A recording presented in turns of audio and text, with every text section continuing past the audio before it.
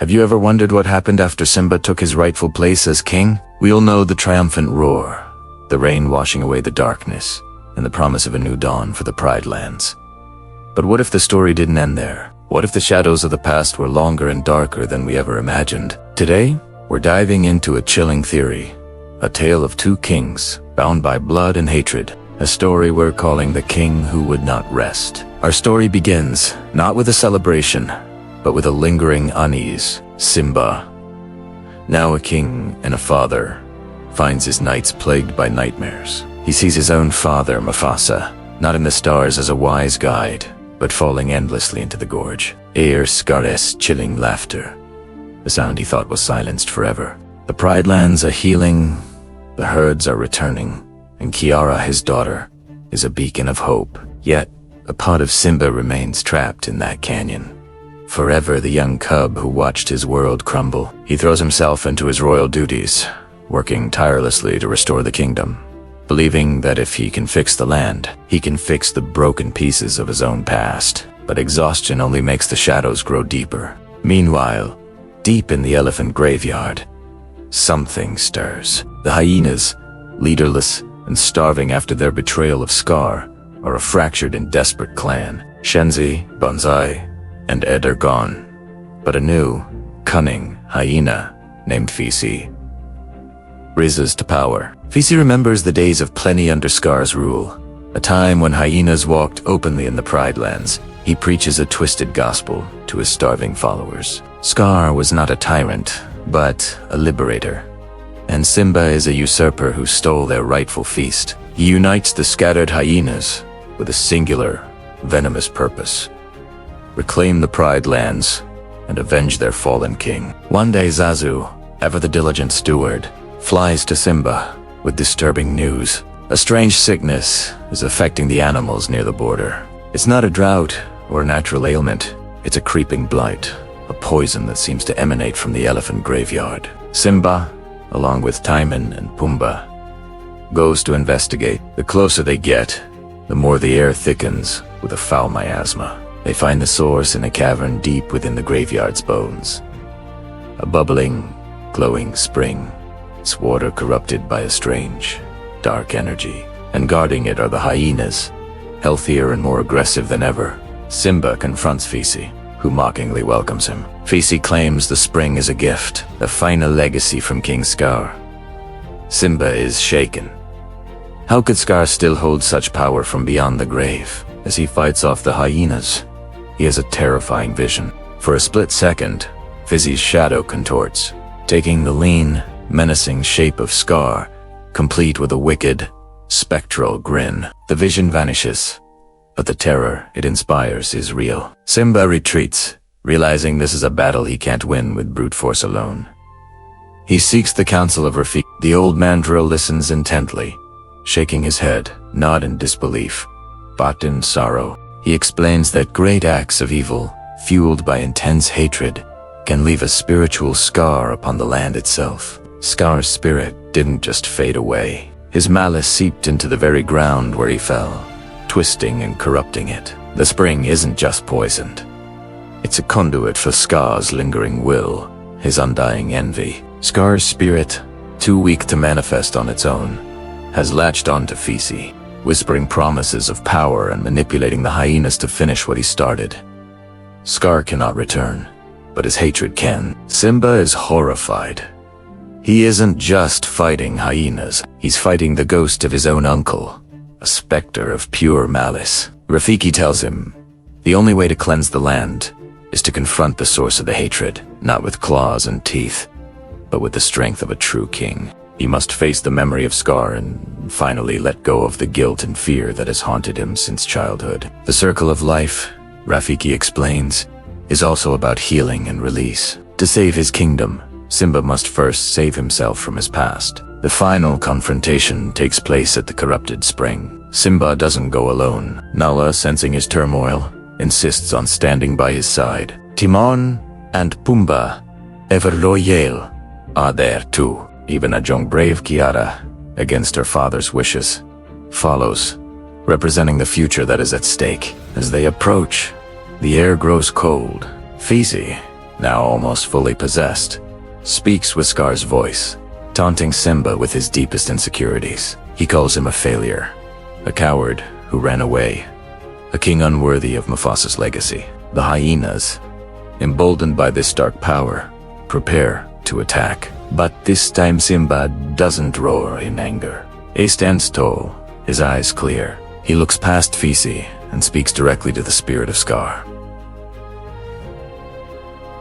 He acknowledges the pain, the betrayal, the tragedy of it all.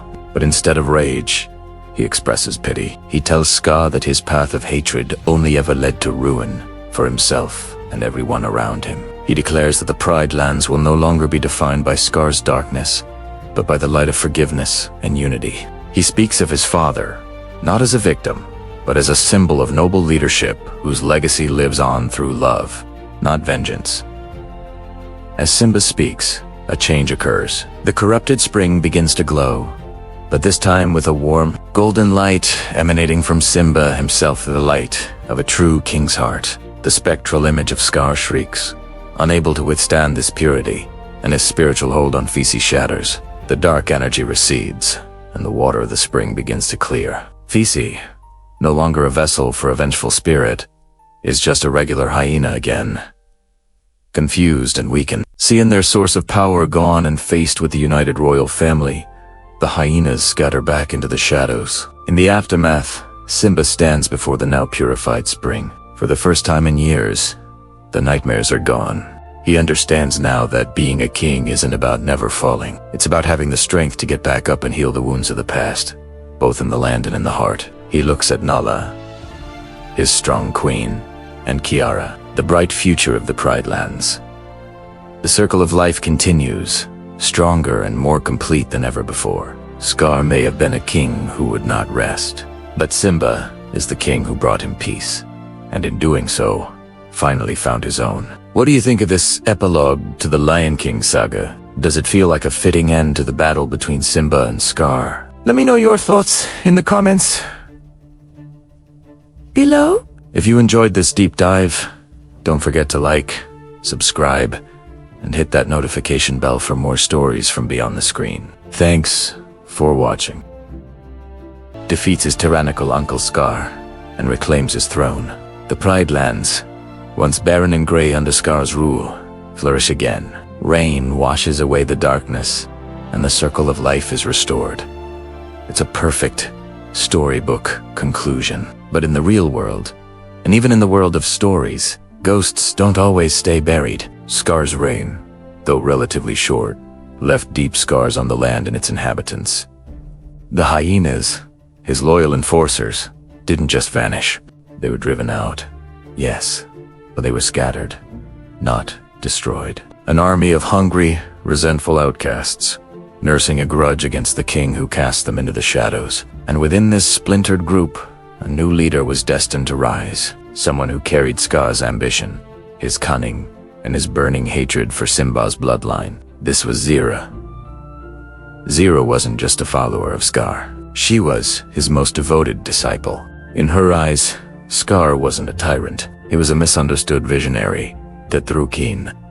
And his death wasn't justice. It was murder. Her entire existence became dedicated to one single purpose: avenging Scar and placing his chosen heir, her son Kovu, on the throne.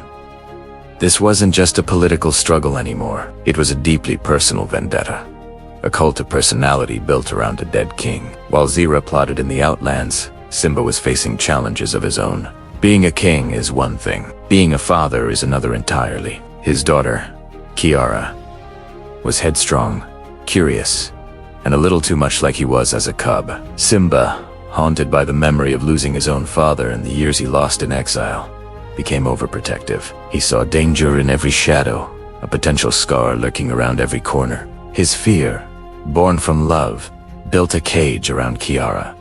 This fear created the very opportunity Zira was waiting for. The schism between a protective father and a daughter yearning for freedom became the crack in Pride Rock's defenses. It was through this crack that Zira sent her secret weapon, Kovu.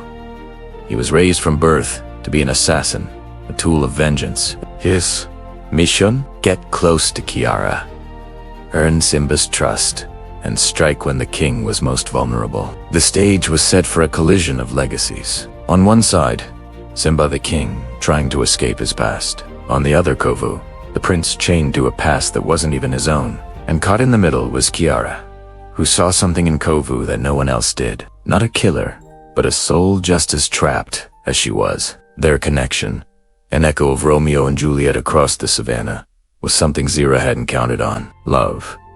It was a variable that didn't fit into her equation of hate. Kovu, who had only ever known cruelty and manipulation, started to question everything he'd been taught. He saw the warmth of the Pride Lands, the kindness in Kiara's heart, and the noble burden Simba carried. He was torn between his mother's burning mandate and the pull of his own heart. Simba, for his part, was blinded by his prejudice. When he looked at Kovu, he didn't see a young lion. Saw.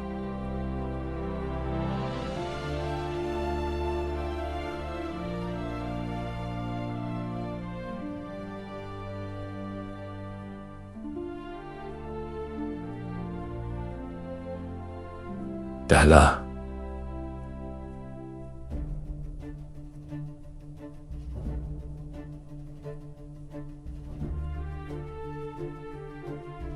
Shala.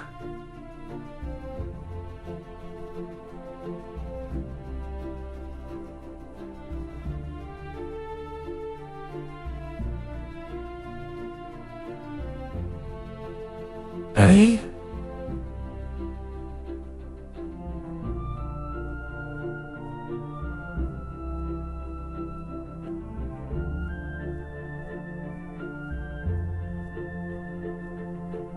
The resemblance, the connection, the fact he was from the Outlands, it was all the proof he needed. Every action Kovu took, no matter how genuine, was filtered through Simba's lens of suspicion. He couldn't see that the path to healing the Pride Lands wasn't through building higher walls, but by building bridges. The conflict reached its boiling point when Zira sprung her ambush. Using Kovu as bait, she cornered Simba, nearly succeeding where Scar had failed.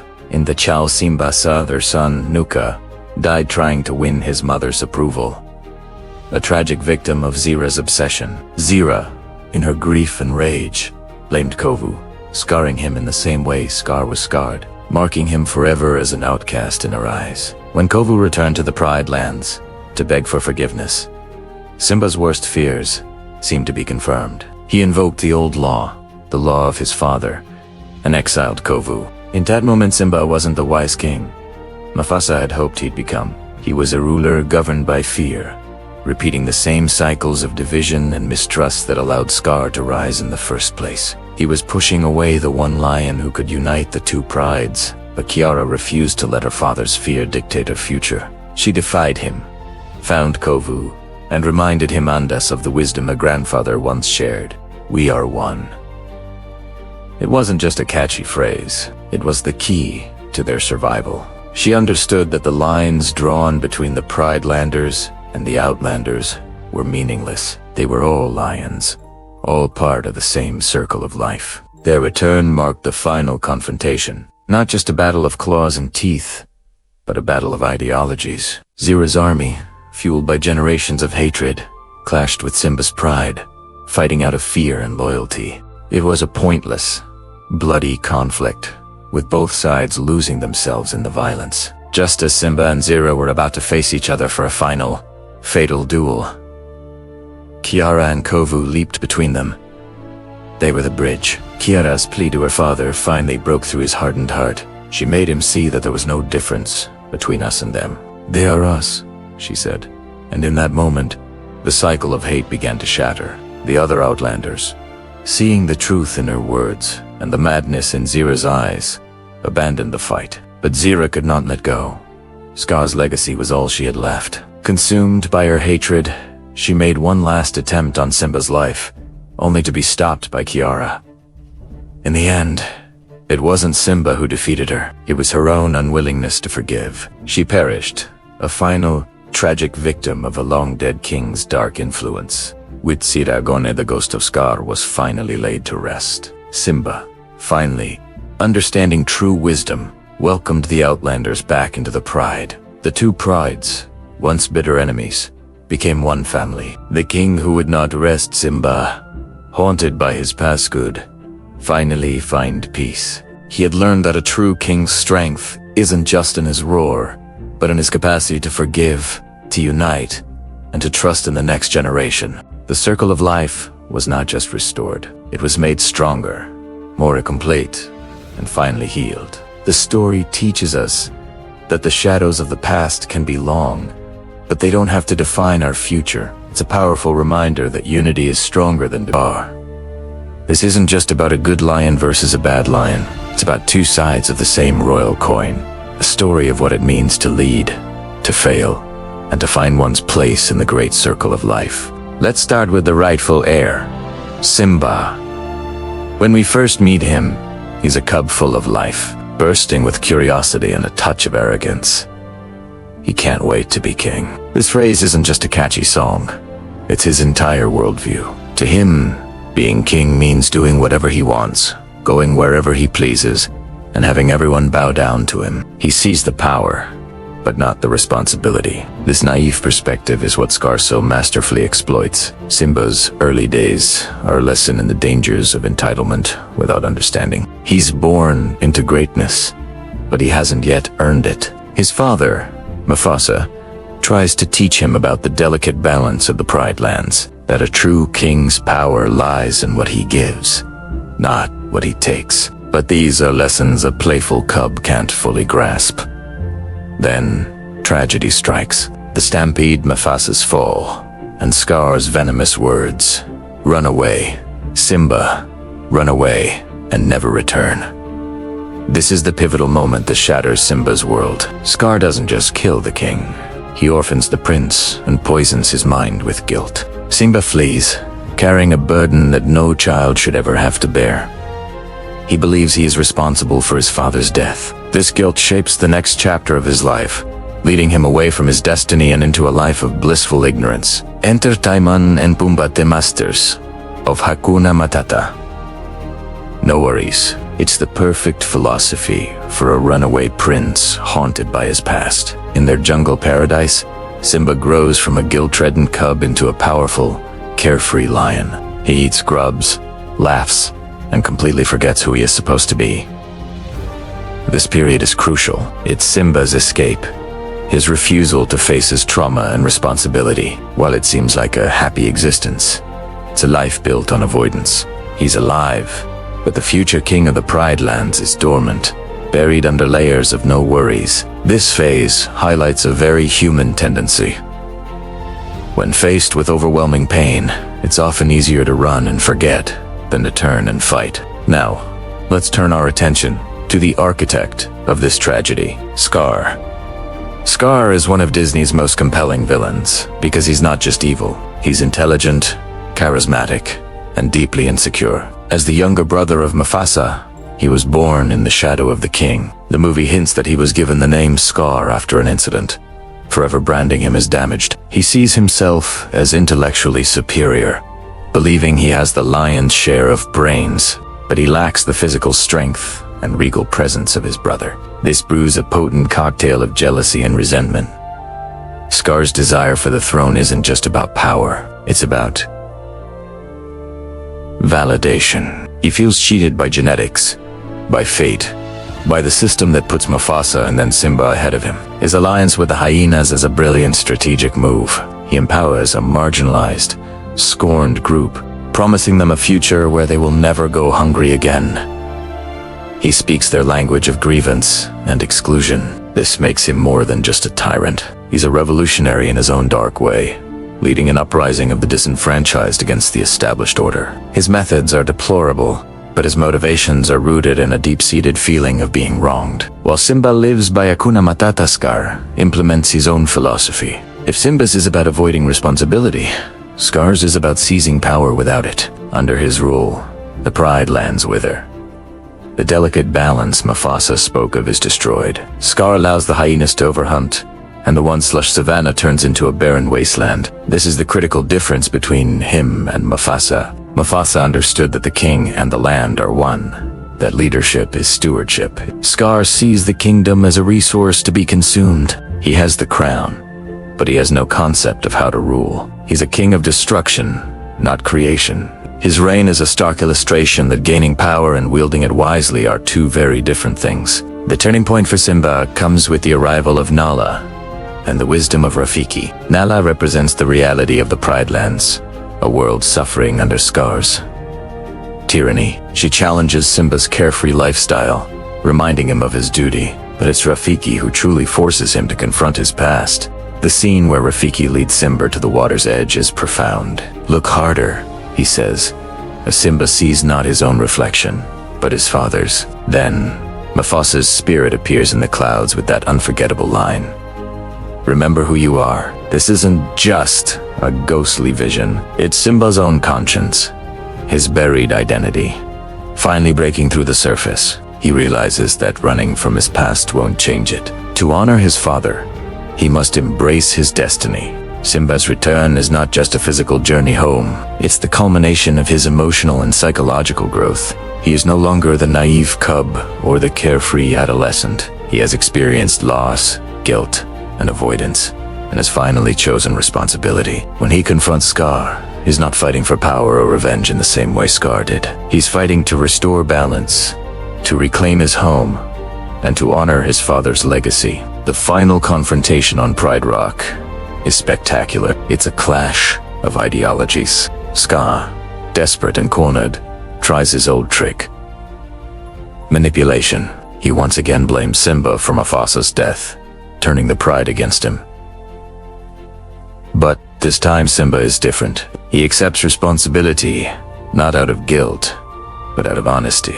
This act of humility is a sign of a true king. The tide turns when Scar, in his arrogance, whispers the truth to Simba, believing he has him cornered. "I killed Mufasa."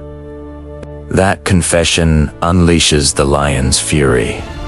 But more importantly, it liberates Simba from the guilt that has haunted him for years. In the end, Scar is not defeated by Simba's strength alone, but by his own lies and betrayals. When he tries to blame the hyenas, he seals his fate. The allies he empowered, the very ones he used to seize the throne, are the ones who ultimately consume him. It's a perfect, poetic end for a character who built his entire life on deception and exploitation. He reaped what he sowed. With Scar gone, Simba takes his rightful place as king. The rain falls, washing away the decay of Scar's reign and symbolizing a baptism for the land and its new ruler. But Simba is not the same lion he would have been had he inherited the throne as a cub.